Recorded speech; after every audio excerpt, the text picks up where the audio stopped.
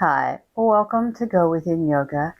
And today I have a heart-centered, opening your heart, strengthening your heart, making space in your heart, and making space to bring love back into your heart practice, yin yoga practice.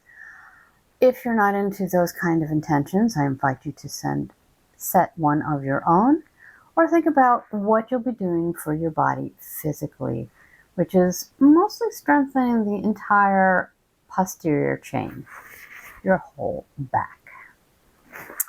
So come into an easy seated position and begin to notice the sounds around you.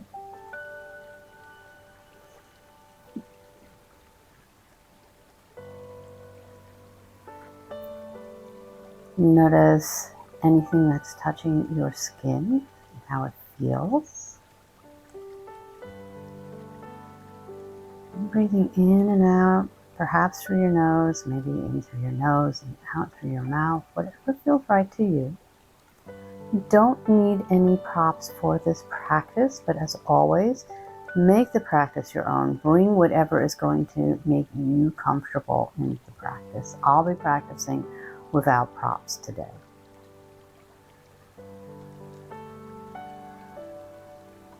And to notice your breath. And as you're breathing deeply and coming to the center of yourself, getting really grounded so you can be present during the stillness of the longer holds of Yin Yoga, I'm going to read a quote to you. And it comes from, she has a long name, Moya McGinnis Matthews. I know she was married twice. And her book, Honoring Loss.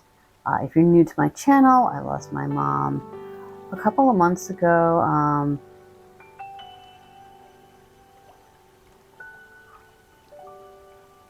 Well, almost 3 months ago now, actually.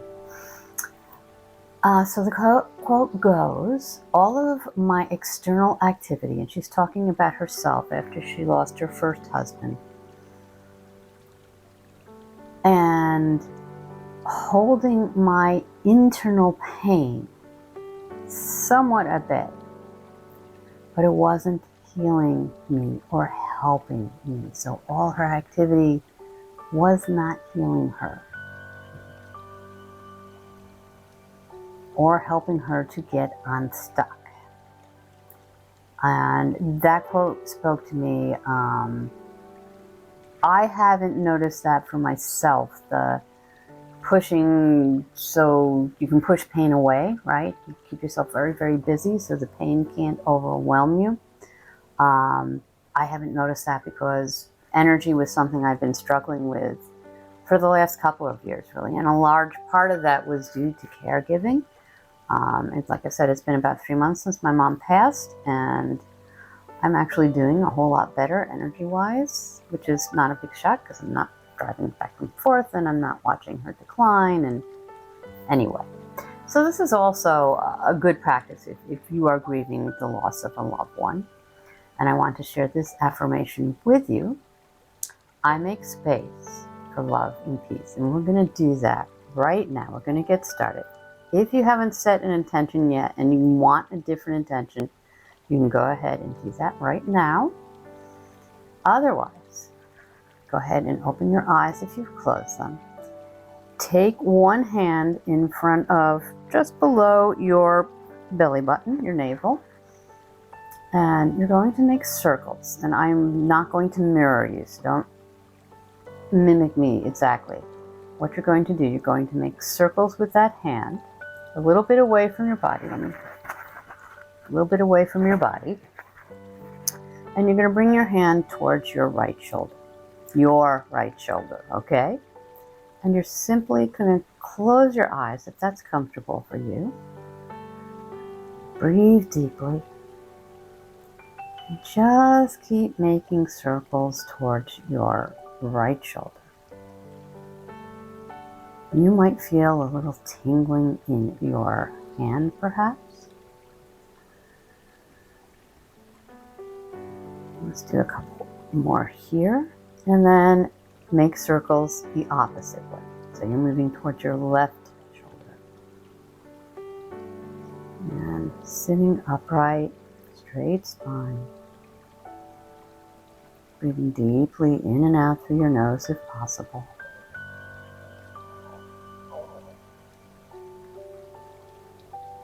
And then let that palm rest on your leg. Take the other hand, place it in front of your heart, and make circles once again towards your right shoulder. So we're trying to balance our heart and our sacral chakras, the seats of our emotions, and bring more equanimity into our life, more joy, more peace. It's not easy, even if you're not grieving the loss of a loved one in today's world. It's really not easy. At least it's not for me. A few more circles here. Slow. And then change your direction. So your hands are considered to be electromagnetic. And because of that, we are able to help to move energy through our body using our hands. About the laying on of hands has been considered to be healing for centuries, right? And then go ahead and stop that. Bring one hand just below your navel, one hand to your chest, so your sacral chakra and your heart chakra. And just breathe, closing your eyes if it's comfortable. I make space for joy and peace. And that's an affirmation I offer you to use as we move through this yin yoga practice. And allow your body to soften. Let your shoulders relax down your back. Soften your face. Relax your eyebrows and your forehead. Maybe slightly opening that jaw, relaxing that jaw. And then slowly blink your eyes open. And come into a thunderbolt position. So you are sitting your glutes back onto your heels. And this may be enough stretch for you. Just like this. I find sometimes if this feels really uncomfortable, I just make fists with my hands and I put it into the better mat, depending what you're using, and that can help me a little bit. So we're stretching our ankles right here. I actually walked a race on the 4th of July. It was a little speedier than my normal walking pace, which is really slow because of bandits. And my shins and my ankles were sore afterwards. I did this pretty much every day for several days, and it really helped. And now you can go ahead and begin to lean back onto your hands. You should feel that even more in your ankles.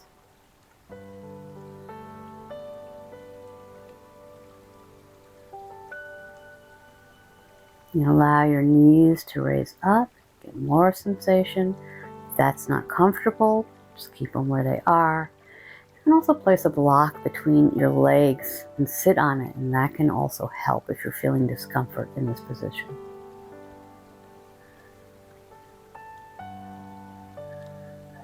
I make space for peace and love.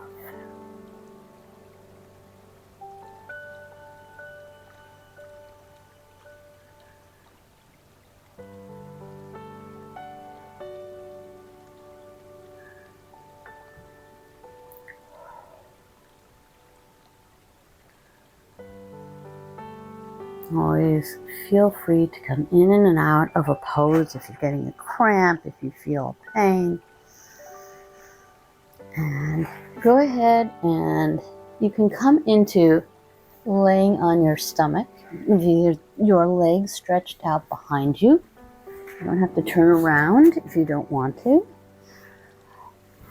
And take your elbows out to the side, stack one hand on top of the other, and you can take your forehand on top of those stacked hands. I'm going to keep my head raised so I continue to talk, and hopefully you can continue to hear. This is what's known as a rebound. And that's a chance to feel energy moving throughout your body. And rebounds are typically a fairly short amount of time, roughly a minute.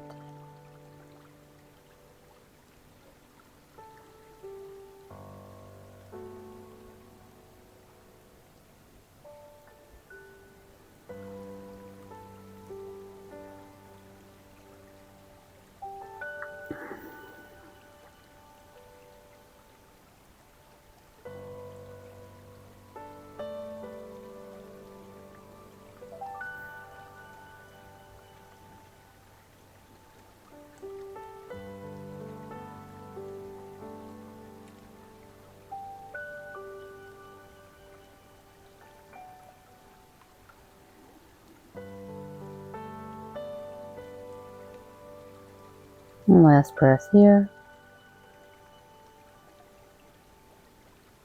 And slowly come up onto your elbows and then bend your knees. Coming up briefly into a tabletop position. Wrists under shoulders and hips over knees. And then begin to walk your hands forward. Trying to melt your heart right down to your mat. Excuse me. Arms are reaching forward, making space. Making space for love and peace. And you can say that to yourself right now. I make space for love and peace. And the name of this pose is indeed Melting Heart. You're trying to keep your hips over your knees.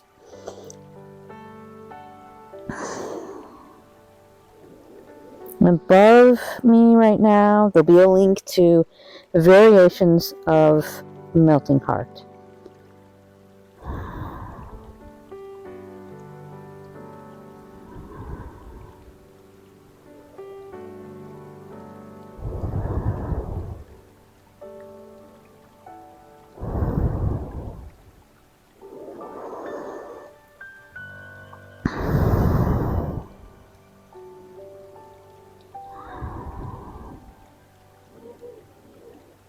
And if you'd like, you can press into your pinky fingers, helping to strengthen your heart meridian.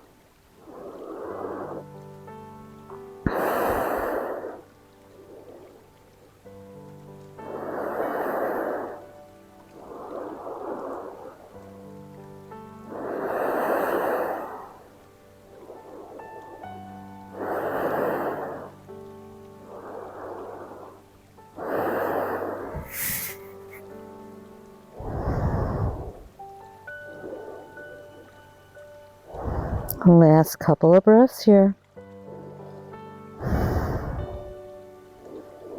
Go ahead and push into the palms of your hands, bringing yourself back up into a tabletop position. I'm just going to scooch forward so you can see me. Take your big toes together and the knees come out wide, sitting your hips back onto your heels. And make a little V with your arms, taking your hands in a diamond shape. Elbows coming out to the side. And you can place your head right on that diamond if you like. You can place it on a block. That can feel really nice too. We're here for about a minute. This is another rebound.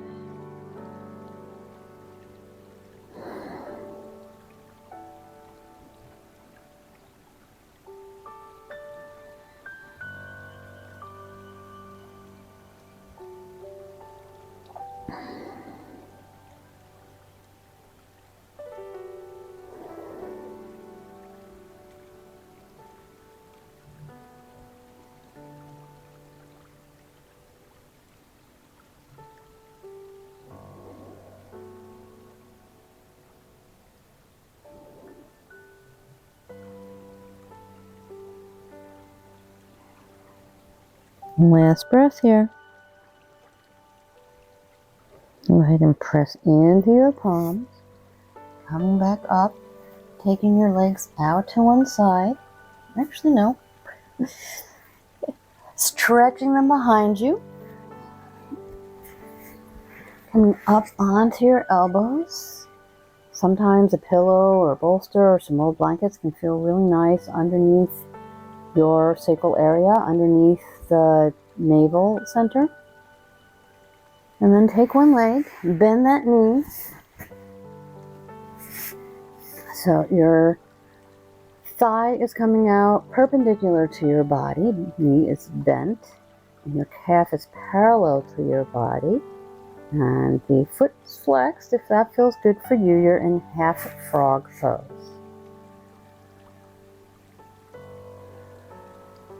Relax your shoulders. Slightly tuck your head. Trying to keep your neck in line with the rest of your spine, not angled up.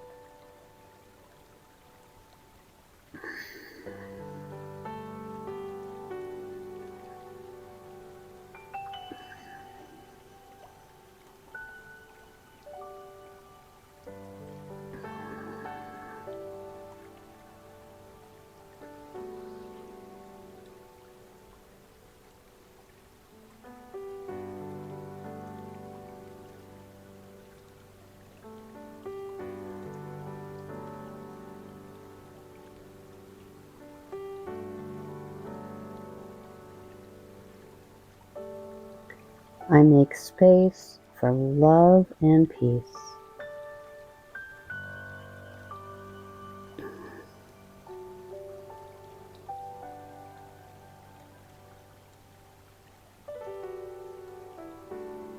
With the leg that is straight out behind you, relax. And all the muscles just relax.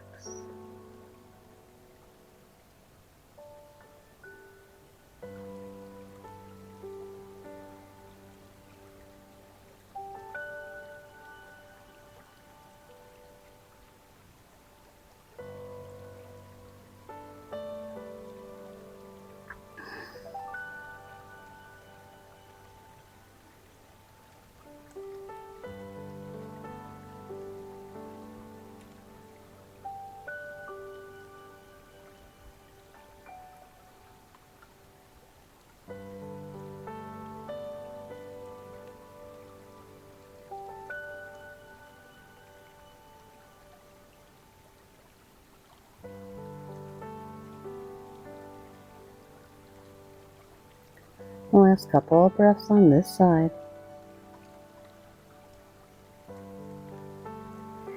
And then go ahead and stretch your bent leg out, bend both knees, and just let your legs fall from side to side as much as you can, letting go of any muscular tension as we move into our second side. I'm going to scooch over a little bit, so hopefully I am not kicking bandit. So second side, well, I'm going to have my foot on it. You may move over. Second side, bend your knee. Your thigh is perpendicular to your body and your calf is parallel to your body. And your foot is flexed, if that's comfortable.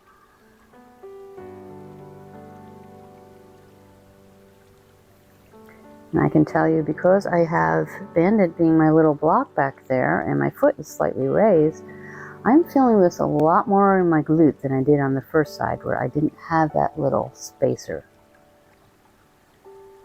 Not necessarily a bad thing, not quite where we're looking for sensation. I'm looking more for sensation in the legs. Tucking the chin slightly.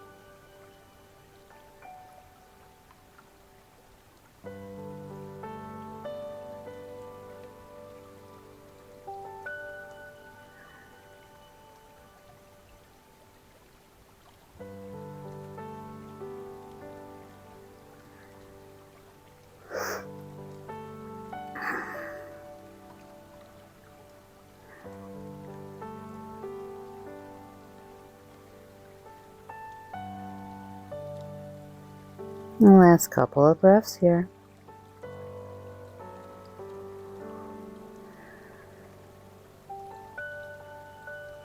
And then go ahead and stretch your bent legs straight out behind you.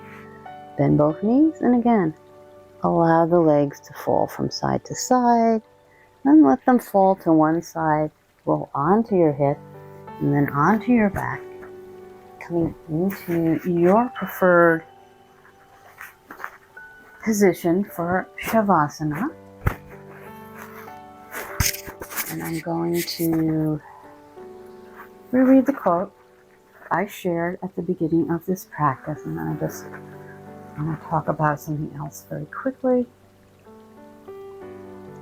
All of my external activity was holding my internal pain somewhat at bay, but it wasn't healing me or helping me get unstuck. That's from Moya McGinnis Matthews.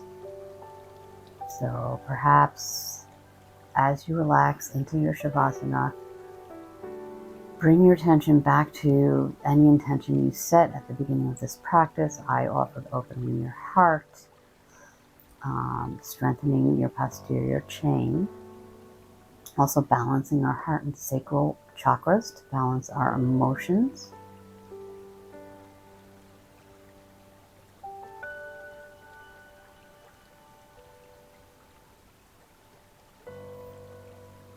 And just let yourself drift.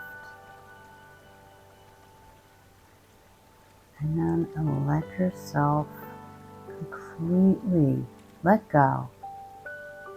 Relax. There's nowhere to go and nothing to do in this moment, right here, right now, until you hear me speak again.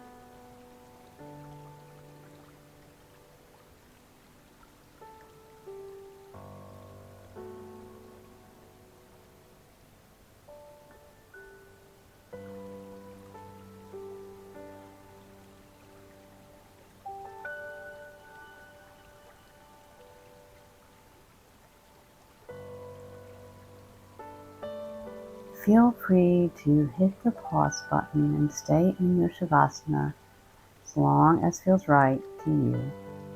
But if you are moving back into the rest of your day, allow your breath to deepen, to bring yourself back into the present moment. Notice how you feel very supported and safe on your mat, on your bed, if you're outside, wherever you're practicing. And begin to take any small movements you need to come back into this moment and into the present. And making your way in your own time and in your own way to an easy seated position. Inhale, press the palms of your hands together in front of your heart. May you be healthy. May you be happy. May you be free from pain and suffering. And may you feel more open to love and peace. Go ahead and slowly blink your eyes open, taking in your mat and then the rest of the room. I know that the world can seem like a really heavy place right now. At least it does to me, absolutely. But these are the times when you need to get on your yoga mat, even if it's just getting on your yoga mat and doing nothing but laying there and receiving whatever I am sharing with you. That is good enough. You are good enough. And if you've lost a loved one, I know it hurts. I know every day you probably think, oh, I'm going to tell, oh, I can't tell this person or this animal, something new in my life, something I want to share because it's happy maybe, or something I'm upset about and only a certain person is going to be helpful to me. Trust me, I know how that feels. But I would also say to you that we can open our hearts again. It can take time, and everybody grieves in their own way and in their own time. It's not linear, but we can open to love again, and your loved one would want you to. I also wanted to share a story that after my mom passed, which was back in April, I started to see cardinals a lot. We've always had a cardinal female-male couple who hang out in our backyard, and we see them occasionally. We've lived here 16 years now. But suddenly they were everywhere. And then one day, just this past week as I'm filming this, not when you're seeing this, I was letting Bandit out one day, and there was a cardinal sitting on one of our chairs outside, staring inside the house. Looked like it was staring at me. So I'm personally taking this as a sign. Maybe it's a message from my mom that she's all right. I don't really know, but joy is the color of joy. Red is the color of the fire element, which is the season of summer. It's a joyful color. And I was talking to a friend just the other day, and she said, yeah, she's been seeing a lot. Her friends have noted it. They're interpreting it like I have. I haven't looked it up. That's my interpretation anyway, and I just wanted to share that. Maybe it'll help you today. I don't know. Also, if you're new around here, this is my dog, Bandit. He had surgery almost 2 months ago. Well, almost 6 weeks ago, actually, and he's doing very well. Doesn't have to wear his donut, as we call it, very often, But since I can't keep an eye on him while I'm filming these videos, I put it on him. Where he had surgery was on his paws, so left to his own devices, sometimes he will still lick it too much. But he's doing really, really well. So I just thought I'd mention that. Thank you so much for sharing your time with me today. Thank you so much for taking the time for yourself to have a little time to relax and recharge and make more space for joy. So, so important. If you did like this video, please go ahead and click the like button. If you'd like to practice with me again, go ahead and click subscribe and click the bell. All of that helps me to bring free yin yoga to even more people. A wonderful rest of your day or evening.